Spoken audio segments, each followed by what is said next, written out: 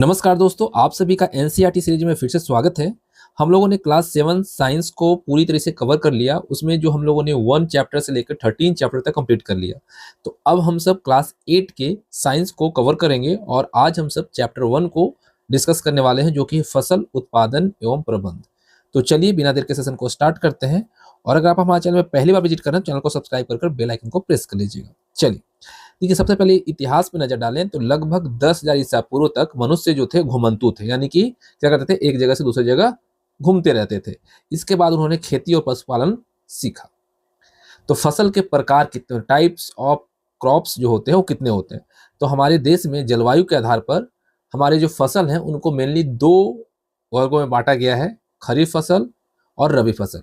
खरीफ फसल जो होता है वर्षा ऋतु में होती है, जो कि जून में बोए जाते हैं और सितंबर तक काट लिए जाते हैं। अगर उदाहरण के तौर पे देखें तो धान हो गया, सोयाबीन हो गया, मक्का हो गया। ठीक है, आपको पता है कि धान के लिए बहुत ज्यादा बारिश चाहिए और ये वर्षा ऋतु में ही इसलिए वजह से होता है। इसको हम खरीफ कहते हैं। वर्षा ऋतु में जो होने वाली है उसको खरीफ।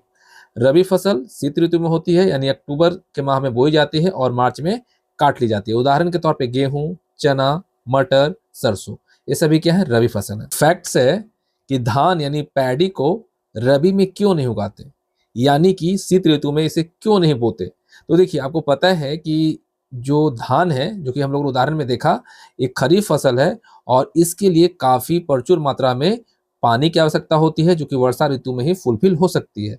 इसी वजह से केवल मानसून में ही यह संभव है, तो इसको खरीफ फसल के तौर पे उगाया जाता है वर्षा ऋतु में। जायद फसल इन दोनों के बीच के अंतराल यानी कि गर्मी में उगाई जाती है।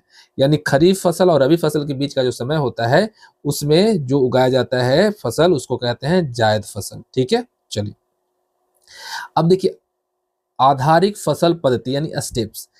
सबसे पहले क्या करना होता है, मिट्टी को तैयार करना होता है। उसके बाद बुआई होती है। उसके के बाद क्या करते हैं, हम खाद एवं उर्वरक को उसमें डालते हैं। फिर सिंचाई करते हैं और उसके बाद खरपतवार सुरक्षा यानी कीटनाशक देते हैं। उसके बाद कटाई, उसके बाद हम भंडारण करते हैं। ये हमारा प्रोसेस होता है खेती का।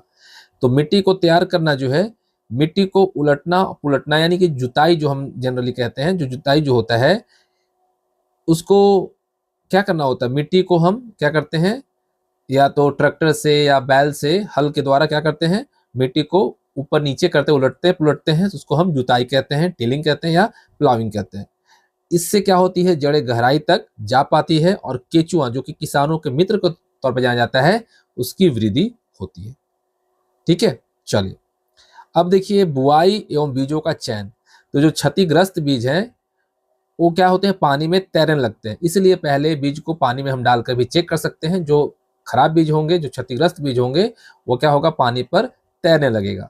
सीड ड्रिल का उपयोग समय और श्रम की बचत करता है और बीजों को उचित दूरी व गहराई पर बोता है। ये कौन सा, सीड ड्रिल। ठीक है, खाद एवं उर्वरक। देखिए, तुलना अगर किया जाए दोनों का, खाद और उर्वरक में अंतर क्या है, तो उर्वरक जो है ये मानव निर्मित है, अकार्बनिक लवण है और फैक्ट्री में बनता है। इसमें ह्यूमस नहीं देते हैं। ठीक है, ह्यूमस नहीं होता है। वहीं खाद की बात करें तो ये प्राकृतिक होता है, जैविक होता है, खेतों में बनती है और मिट्टी को ह्यूमस प्रचुर मात्रा में देती है, लेकिन उर्वरक नहीं देता है। क्लियर, चलिए अब क्रॉप रोटेशन की बात करें, फसल चक्रण की बात करें, तो मिट्टी की उर्वरता बनाए रखने का प्राकृतिक तरीका जो है उसे हम क्या कहते हैं, फसल चक्रण कहते हैं। जैसे फलियों के बाद अनाज। ठीक है, तो फसल चक्रण से क्या होता है, हमारा मिट्टी की उर्वरता जो होती है, फर्टिलाइज जो हमारी मिट्टी होती है, फर्टिलाइज बनी रहती है। ठीक है, फर्टिलिटी उसकी बनी रहती है। इस चीज को आप याद रखिएगा। सिंचाई, इरिगेशन। देखिए, आधुनिक विधियां जो हैं अभी खेती के हो चुके हैं सिंचाई के लिए, तो उसमें जल संरक्षण हेतु जो श्रेष्ठ है वो है छिड़काव। छिड़काव में क्या होता है, असमतल भूमि और रेतीली मिट्टियों के लिए उपयोगी है। ड्रिप तंत्र, ये क्या होता है, पानी बूंद बूंद करके सीधा जड़ों में गिरता है और ये जो है फलदार पौधे हेतु वरदान है। अब देखिए, एक चीज याद रखिएगा कि राइजोबियम जो है ये बैक्टीरिया फलीदार पौधे की जड़ों में नाइट्रोजन स्थिरीकरण यानी कि नाइट्रोजन फिक्सेशन करता है। कौन, राइजोबियम। अब खरपतवार से सुरक्षा यानी वीडिंग क्या है, तो अवांछित पौधे जो हैं वो खरपतवार कहलाते हैं और इनको हटाने के लिए खरपतवारनाशी जैसे किट्टू और 4D का छिड़काव किया जाता है। कटाई उसके बाद जब आता है बारी कटाई और थ्रेसिंग का, तो पकने के बाद फसल काटना कटाई कहलाता है। और आजकल जो है कंबाइन मशीन का उपयोग होता है, जिसमें हार्वेस्टर भी होता है और थ्रेसर दोनों का कार्य करती है। अब बात करते हैं भंडारण की यानी स्टोरेज की। तो ताजी फसलों में नमी अधिक होती है, इसी वजह से उसे सुखाकर भंडारित करना चाहिए ताकि कीट और सूक्ष्म जीवों से रक्षा हो सके। घरेलू स्तर पर हम क्या कर सकते हैं, नीम की पत्तियों को डाल सकते हैं, जिससे कि उसमें क्या होंगे, कीट और सूक्ष्म जीव से बचाव हो पाएगा। बड़े स्तर पर साइलो और भंडार गृह का हम उपयोग कर सकते हैं। अब देखिए पशुपालन, एनिमल हस्बेंड्री, पशुओं को पालकर उनसे भोजन प्राप्त करना, यह भी कृषि का ही एक भाग है, इस चीज को आप याद रखिएगा। भारत में खाद्य सुरक्षा सुनिश्चित करने हेतु नियमित उत्पादन, प्रबंधन और वितरण का त्रिकोण अत्यंत आवश्यक है।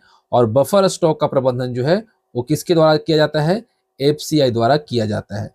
तो ये थे important first chapter class 8 science के। तो उम्मीद करता हूँ आप सबको अच्छा लगा होगा और समझ में भी आया होगा।